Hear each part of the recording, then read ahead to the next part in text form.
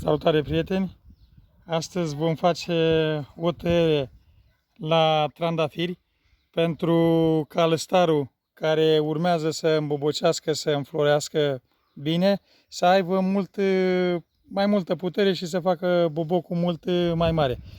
Hai să vă arătăm cum îi tăiem noi. Noi lăsăm acești trandafiri să se scuture și nu-i tăiem până nu ne ies mugurul pentru următoarea înflorire. Noi acum la acești trandafiri suntem la a treia tăiere și, cum vă spuserăm, dacă vă uitați, aici avem deja 3 frunze până unde iese mugurul. Dar la alții ne iese chiar de la prima frunză de sus, dacă se vede bine. Și atunci, după ce se scutură trandafirul, mai lăsăm o perioadă până încep să dea mugurii pentru următoarea floare. Uite cum este și aici, că l-am lăsat să dezvolte mai mult ca să vadă mai bine.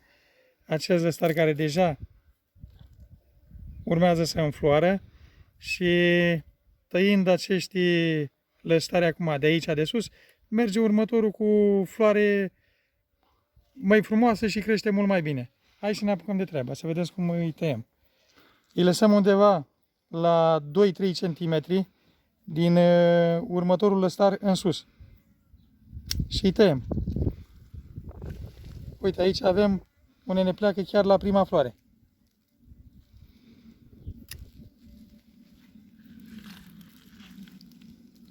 Dacă îi tăiem înainte de a pleca acești lăstari, nu au bumbi la fiecare floare în parte. Deci, cum vă arătarăm, la cei ce au boboci mai mulți, cum ar fi ăsta, adică lăstari, aici avem lăstar, aici de jos avem lăstar, pe aici pe sus mai avem unul, dar ăștia care au mai mulți, alegem să-i tăiem undeva mai de jos, unde este trandafirul mai gros.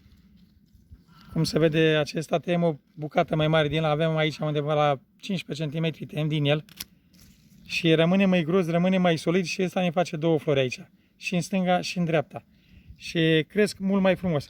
Dar cum vă spusărăm cu alții care nu au, uite, vedeți, acesta nu mai are niciun fel de lăstar, are lăstar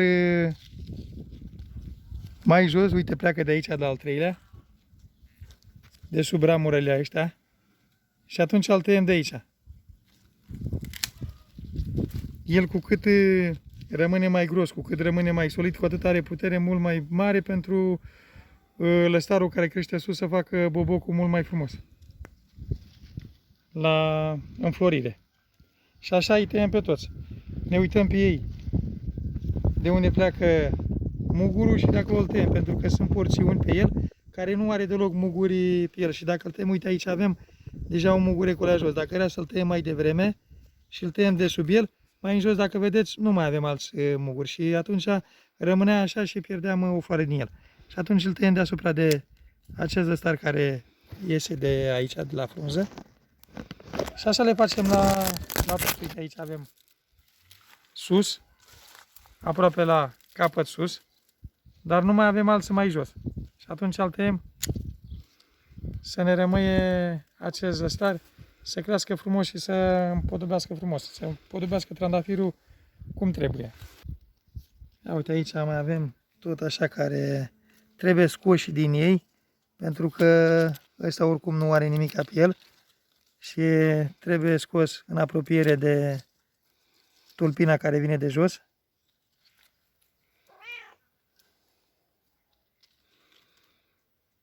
Noi acum, cum vedeți aici că am avut floare și sunt aceștia uscate, cum vă spunem, că de asta le-am lăsat mai mult să crească, să se usuce, ăștia îi rupem. Și vedeți că aici avem lăstar, lăstarul acesta îl păstrăm. Aici la următorul vedem unde avem muguri de înflorire.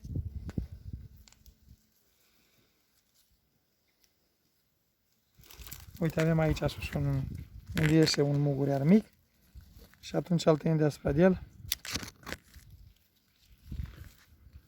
Cam așa procedăm cu toți cu fiecare în parte.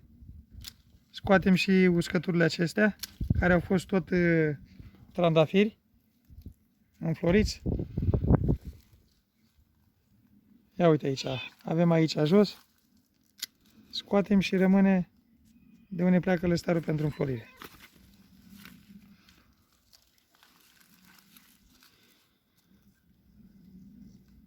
Uite pe acest lăstar, da, avem aici. Și atunci îl tăiem deasupra de el iar cu vreo 2 cm. Și căutăm în toată tufa să scoatem toate uscăturile care au rămas de la trandafiri. Ia uite, aici avem mugure pentru floare. Mai jos, ia uite aici.